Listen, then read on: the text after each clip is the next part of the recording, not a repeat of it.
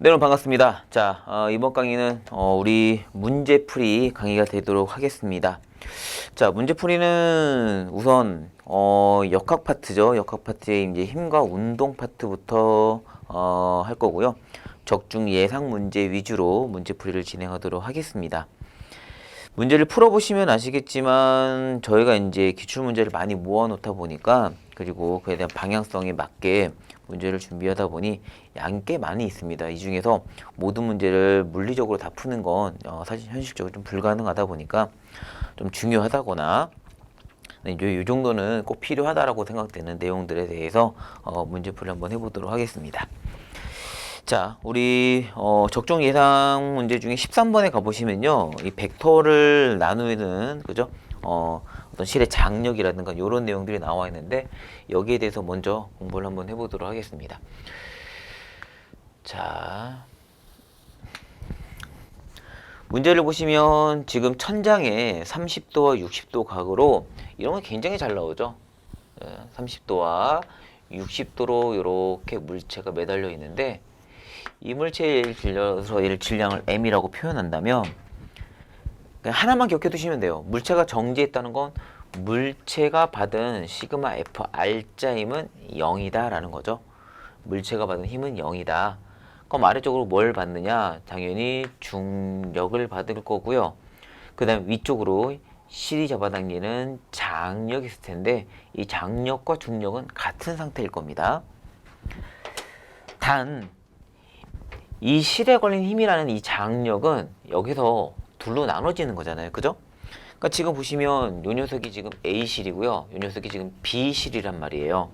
그럼 A실과 B실로 나눠지는 거니까 우선 한번 나눠보도록 하겠습니다. 자, 이걸 T, B. 장력이 텐션이죠. 그래서 이제 이걸 TB라고 표현하고, 요 실에서 잡아당기는 요 힘을 뭐 TA 이렇게 표현해보도록 할게요. 그리고 각도가 나와야죠. 여기가 30도고 여기가 60도다. 그럼 저희가 분석하기 가장 편안한 방식은 얘네들을요, 이런 식으로 우선 나누면, 억각이니까 여기가 지금 똑같이 여기 60도일 거고 여기가 30도일 겁니다. 그죠? 자, 그럼 TA에 대해서 이렇게 둘로 나눌 수 있죠. 그죠? 그럼 이 방향이라면 결국 얘가 TA 코사인 30도와, 자, 이 녀석도 요렇게 둘로 또 나눌 수 있을 거예요. 그죠? 그럼 이쪽 방향성은 당연히 TB 코사인 60도가 되겠죠. 그럼 지금 X축 방향으로 적용하는 힘은 요 두 녀석인데, 얘가 어느 쪽 방향으로도 움직이지 않는다는 건 이 둘이 같다는 얘기입니다. 그죠? 그래서 TA 코사인 30도와 TB 코사인 60도는 같다라는 사실을 확인할 수 있습니다. 자, 그럼 요게 코사인 방향이면 요 방향은 사인 방향이죠. 그죠? 그럼 다시 얘기하면 여기에서 TA 사인 30도와 TB 사인 60도는 이 둘을 더하면 누구랑 같아야 되느냐? 그쵸? 여기는 추의, 그죠? 중력의 이 무게값이랑 같을 겁니다. 그래서 이것이 mg랑 같다.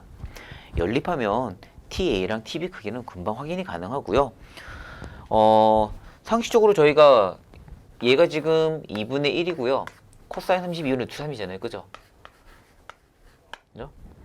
그럼 TA랑 TB랑 같다 그랬으니까 이건 반대잖아요. 그죠? 그럼 얘가 2분의 1일 거고 얘가 2분의 루트 3이어야 둘이 같아질 거다라는 사실을 확인할 수 있죠. 그러니까 그러면 결국 저기서 물어본 게 바로 뭐예요? 그렇죠?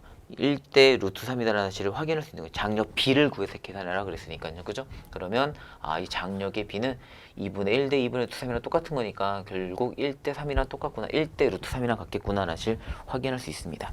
정답은 그닥 어렵지 않게 3번이구나 라는 사실을 확인할 수 있겠네요. 자, 어디 보자. 그러면 이번엔 17번으로 한번 넘어가 보도록 하겠습니다. 거기 1997년도 서울시라 나와 있는데, 여러분들이 97년도에 뭘 하셨을까요? 그죠? 자,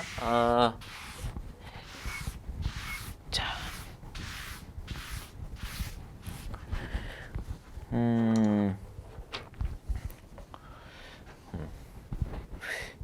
확실한 건 저는 97년도에 어른이었던 것 같습니다. 네, 자, 보세요. 거기 지금 이 물체가 운동 반경으로 힘을 가하면서 10m를 끌고 갔더니 속력이 20m/s가 되었다. 그죠?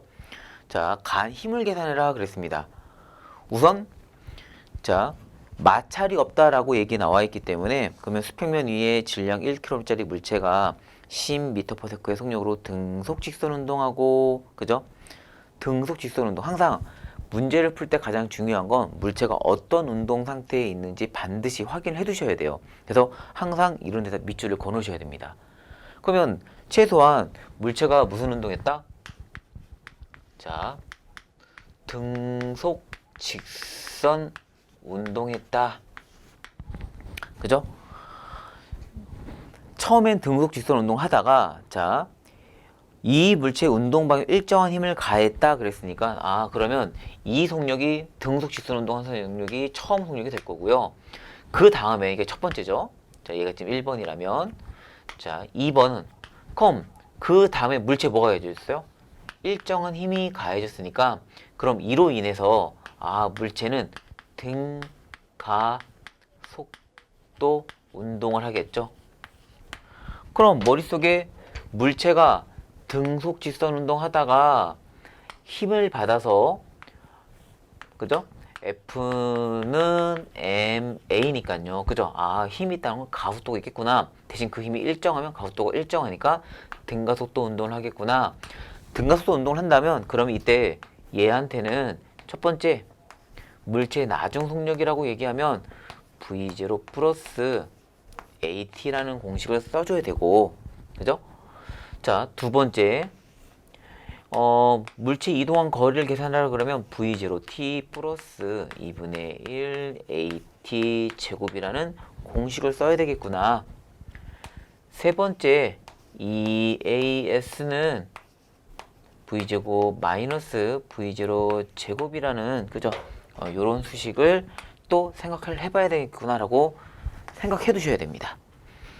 자, 그럼 주어진 조건에서 물체가 등가속도 운동을 했고요. 그죠? 힘을 찾아라 그랬으니까 주어진 조건에서 힘을 찾으려면, 자, 질량 주어져 있죠. 질량 1kg짜리 나와 있으니까 가속도를 찾아야 되겠구나 라고 생각해 줘야 되겠죠. 자, 그럼 가속도를 구하는 건 등가속도 운동이니까 이 중에 어디에 있는데, 중요한 건 문제를 읽다 보니까 뭐가 없죠? 시간이 나타나지 않죠. 그럼 시간이 없으면 시간이 없어도 풀이가 가능한 이 공식에다 넣는 게 가장 좋겠구나 라고 생각해 주시면 됩니다. 실은 결과적으로 가장 중요한 건 이런 걸 어떻게 내가 공식에다 집어넣고 문제를 풀 수 있는지 연습하는 게 실은 가장 중요하거든요. 자, 그러면 우선 이 가속도가 얼마인지 모르겠어요. 그것도 찾아야 되는 거니까요. 그죠? 이동한 거리는 문제에서 분명히 10m라고 얘기를 했습니다. 자, 처음 속력은 얼마였다? 처음 속력 10이라고 했죠. 그죠? 처음 속력, 물체의 처음 속력은 10m/s였으니까 그러면 물체의 나중 속력, 그지? 자, 20이라고 그랬습니다. 20의 제곱에 10의 제곱. 그러면 여기서 가속도 얘 하나만 남죠. 그러면 얘가 지금 400, 자, 그 다음에 얘는 100이니까 그럼 300일 거고요. 그러면 200으로 나눠주면 되겠네요. 그죠? 그럼 가속도의 크기가 지금 얼마 나오죠? 15 나오나요? 맞죠? 20A가 지금 300이니까 그럼 가속도가 15가 나오는구나. 사실 확인할 수 있어요. 그럼 질량 1짜리의 가속도가 10이니까 F는 ma잖아요. 그쵸? 그럼 얼마야? 15N의 힘이 작용했구나. 다시 확인할 수 있겠습니다. 뭐 그닥 어렵지 않죠?